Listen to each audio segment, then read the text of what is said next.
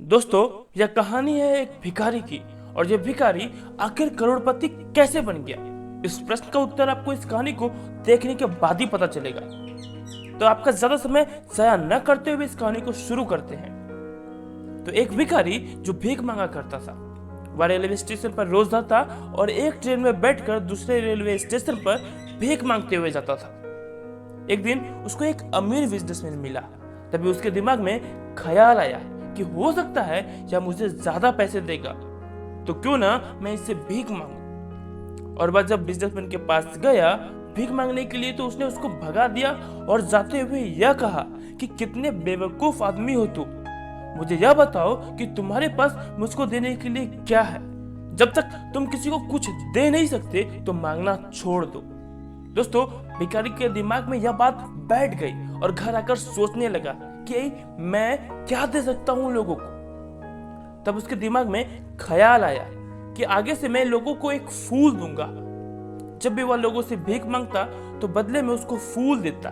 लोग सोचते कि कितना अच्छा भिखारी है, पहली बार इस तरीके का भिखारी देखने को मिला जो बदले में फूल देता है। दोस्तों, दूसरी बार वही बिजनेसमैन उसको फिर मिला।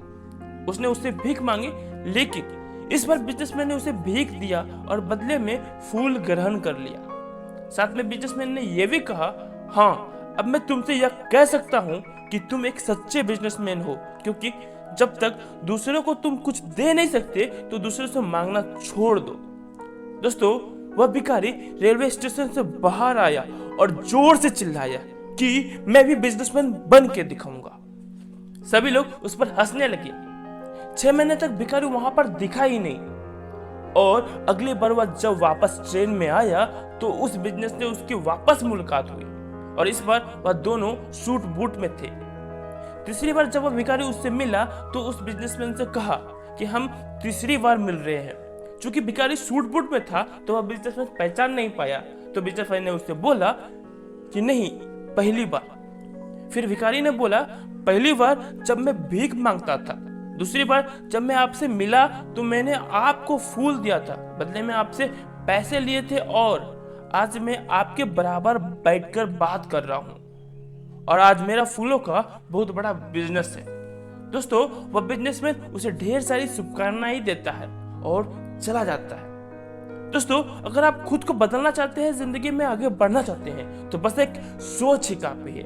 और सबसे इंपॉर्टेंट बात यह है कि जब तक आप जिंदगी में दूसरों को कुछ दे नहीं सकते तो किसी से मांगने की उम्मीद भी मत रखो। दोस्तों, अगर आप किसी से कुछ मांगते हो तो बदले में आप उसको कुछ दो। ये जिंदगी का असूल है।